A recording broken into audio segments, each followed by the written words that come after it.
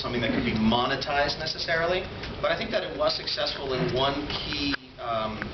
I sort of have two stories about them. One of them is, successful in any number of ways, but one of them was that it kept the media engaged. On the second season of Lost, there was such a frenzy for any content having to do with Lost that, having this game out and having the revelations that these two gentlemen, wanted to give to the audience, sort of ready and waiting, and stringing the audience along, actually kept outlets like Entertainment Weekly writing about the show week after week when the show wasn't on the air. So in a way, that particular strategic goal of keep the buzz alive happened, and I think that's probably as a key goal, not the key goal, which was to bring new viewers to the show and all of that, but I think that there's a halo effect on that.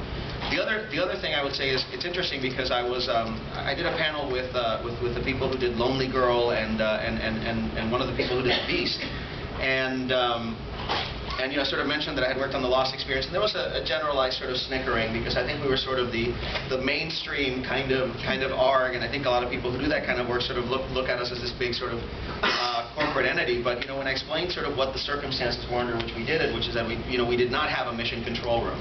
It was Damon and Carlton and myself and Jordan Rosenberg, and then like a bunch of people in England and a bunch of people in Australia having conference calls at 3 in the morning with 5 different advertisers, everybody putting up their own signs. They were like amazed that we got a project of that scope done. So it was also done in an unconventional way. Yeah, it was. For us, we were interested in sort of the pioneering aspects of it. We realized that we had this mass audience with Lost, and it was kind of shocking in some ways because, Lost by, in sort of most predictive measures might have just been a small genre show, but we had this mass audience, and yet it was built.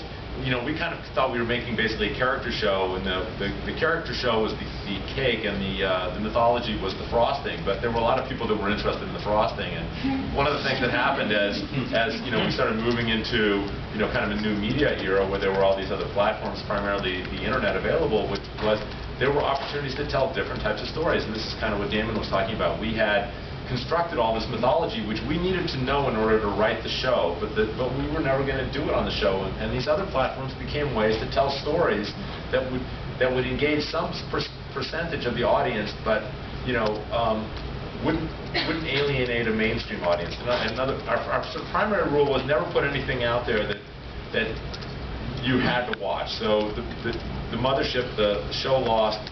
If you watched that, you saw everything you needed to know. But people who wanted more stuff, who did want to know more about the Hanzo Foundation and the relationship between them and Charles Widmore and the Valence-Ed equation, that audience could get stuff, and we didn't have to worry about that stuff being too genre because it was designed specifically for the smaller genre audience. What we didn't really know, since we were floundering around and doing this, and there wasn't really much in the way of role models, was kind of how to actually do it. So it was really an experiment, and we also thought there was also kind of this idea that we were also going to play with reality and the boundaries between fiction and reality. So the ABC ran advertisements in major newspapers basically for the Hanzo Foundation, saying that they were upset that they were being sort of lambasted on our show. And then they ran a 15-second spot for the Hanzo Foundation on ABC that drove traffic to a website. And that website got 34 million hits. It was phenomenal. And the problem was that we didn't have any experience about how to take those people and sort of run them through our pipes. Our pipes got really, really narrow because we had these 4 advertisers, and we also didn't have enough content. Like, we had way too much time, and we had way too little content to satisfy the audience. So our audience sort of immediately dwindled to a small, tiny number of people who were, not that small. 100,000, which in the web world is still pretty large, who were willing to engage in the entire experience. But it was too hard. There was too little content, and it took too long. So subsequently, when we did other ARGs for the show, we tried to learn from that, and we tried to make the experience window shorter. We tried to increase the amount of content, and we tried to make the accessibility of the content much higher, and we got much greater flow into those. The other ones like Find 815 or the Dharma Wants You, which were subsequent season examples. So now we're kind of opening it up to everybody here. And